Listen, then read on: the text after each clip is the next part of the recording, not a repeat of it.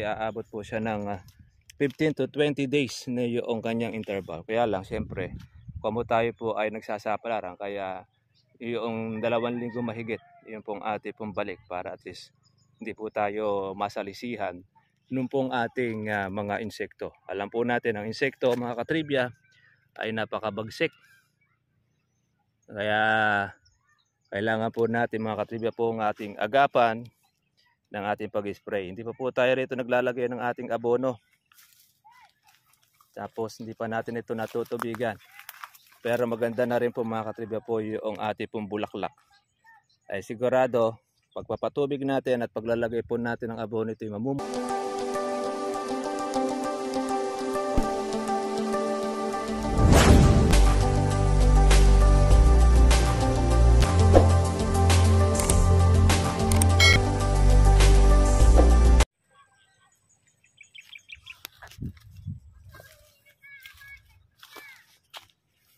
Kumusta na po kayo, mga katribya, at welcome po sa aking YouTube channel. Ngayon po ang hapon, monitor po natin ang ating pong inaalagaan na sinampol po natin ang ating natawag na organic insecticide, na kung saan ay pang 15 araw na po natin itong na-spray mula po noong una.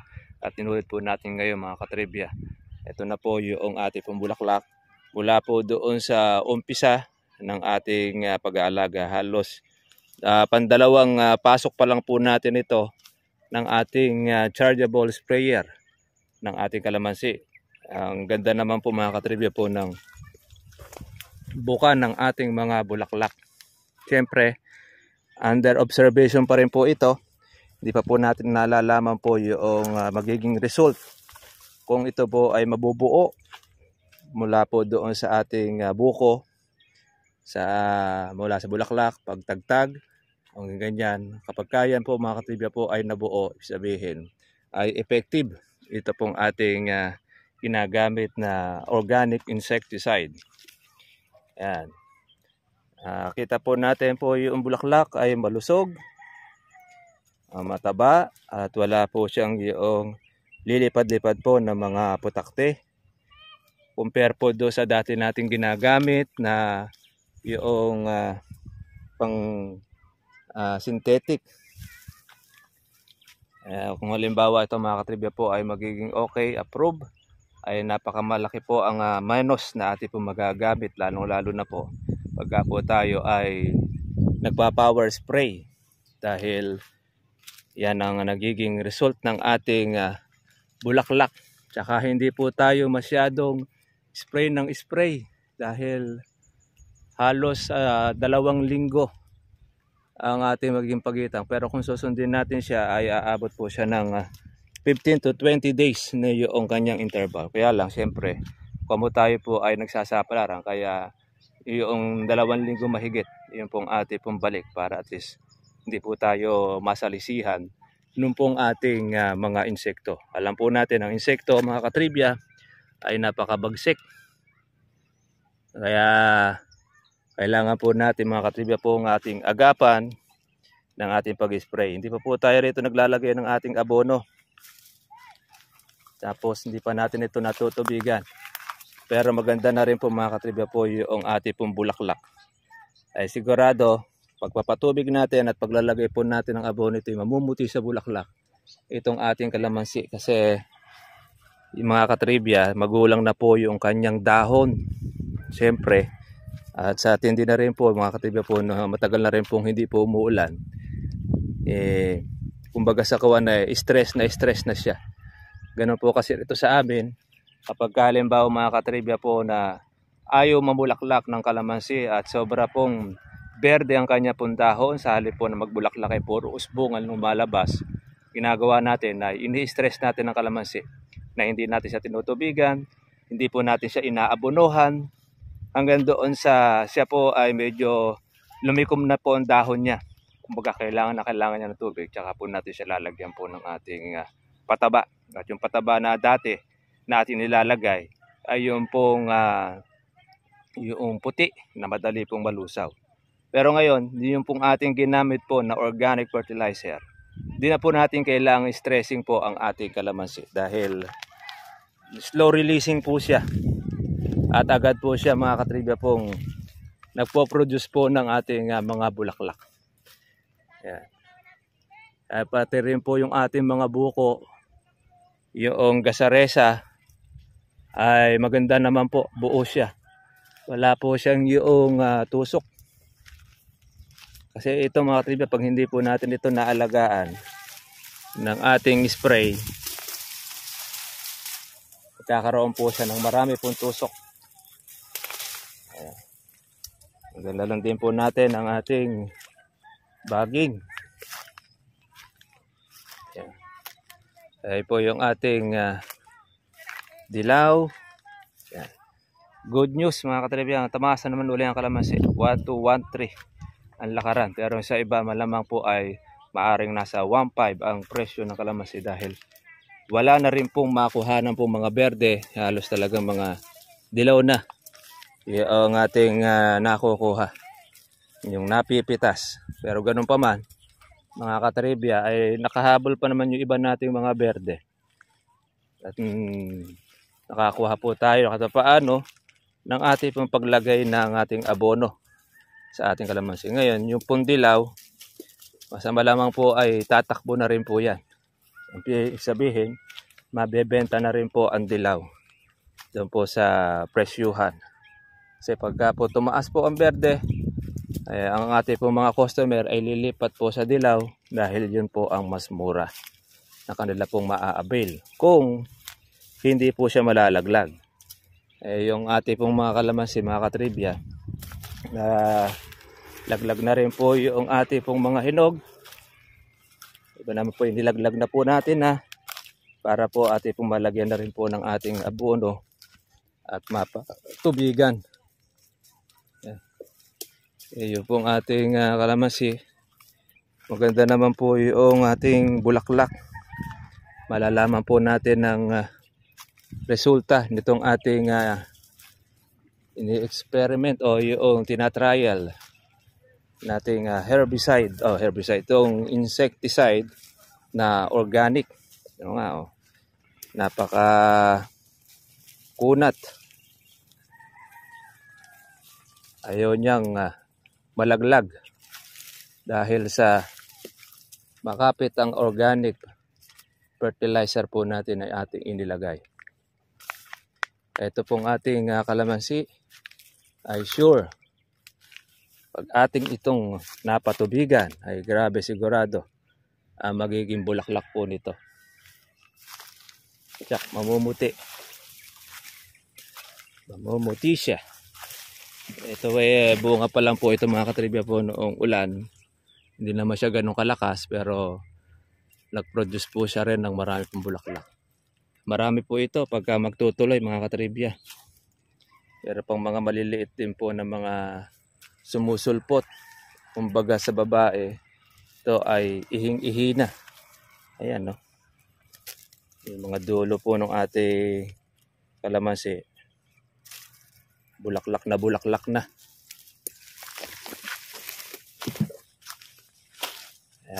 Sa mga ka-farmers natin, tiyaga-tiyaga lang po tayo sa ating pag-aalaga.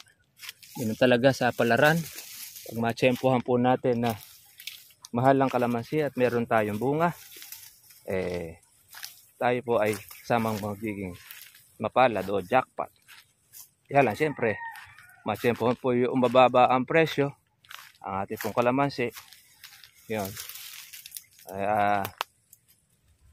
Mayroon man tayong bunga, kaya lang kaunti lang pagbibilang dahil mababa.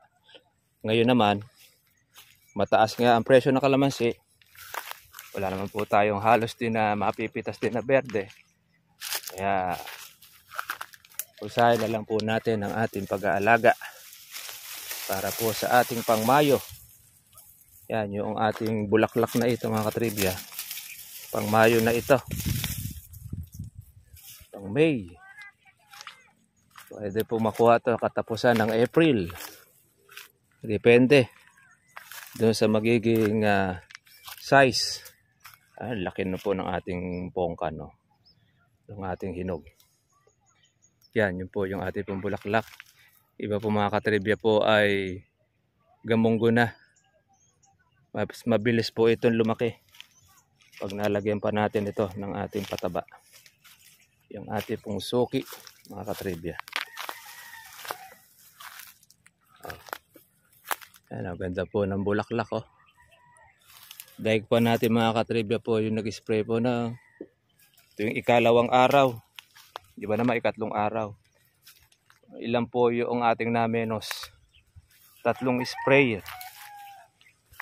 Kung doon sa regular po natin ginagawa dati na 2 beses sa isang linggo ang pag-i-spray, ito, mga katribya, ay halos nasa kulang 3 ang ating pong namenos na trabaho, na hindi po tayo spray ng spray sa ating pong kalamansi.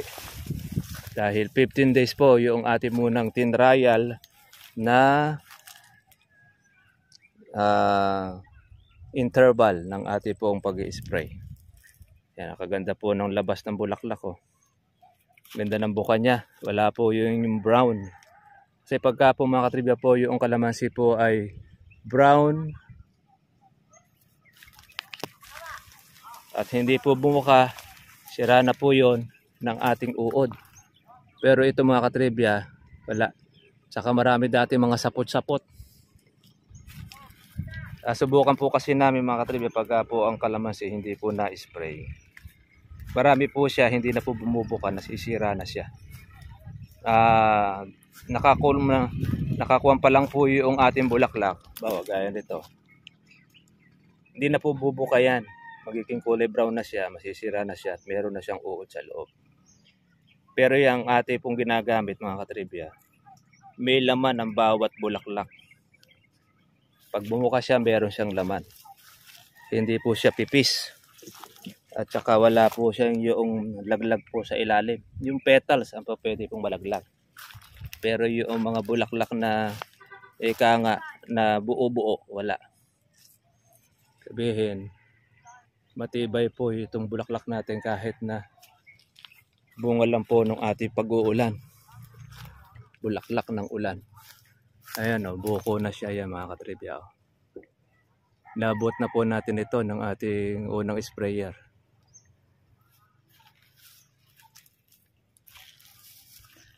At saka po yung putakte, mga katribya, hindi po siya lilipad-lipad or nanunusok.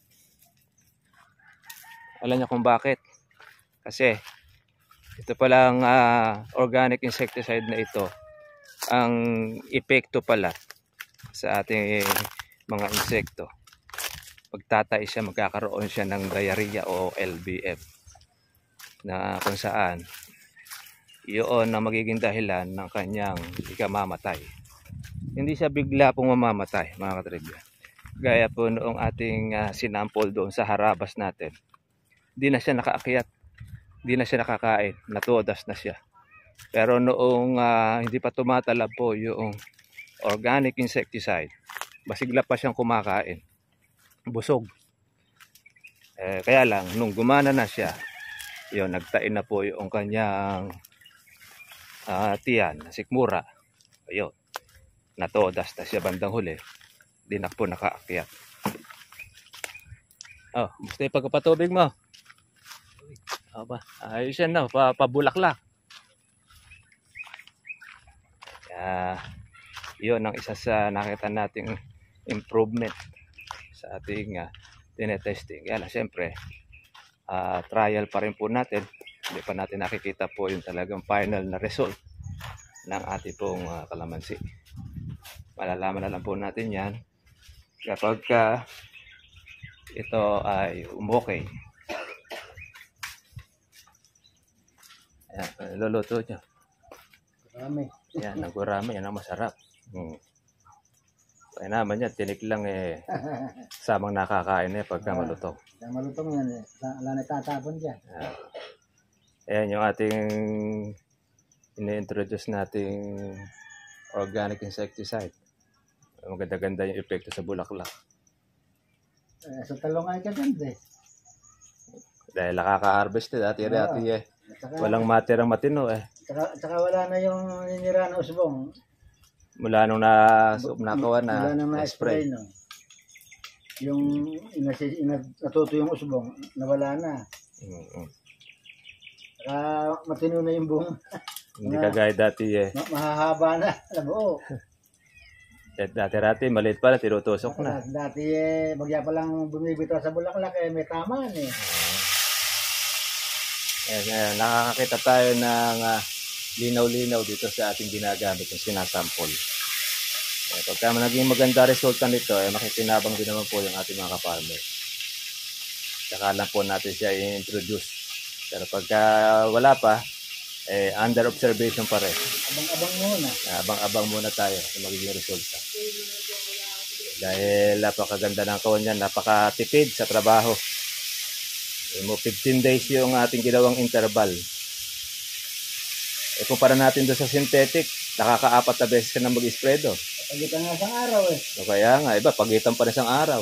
3 beses sa isang linggo ang pag-spray. Hindi ka takot-takot na gamot ang naasaya at saka nauubos. Saka yung panahon mo. Kaya nga, lagi ka naliligo ng gamot.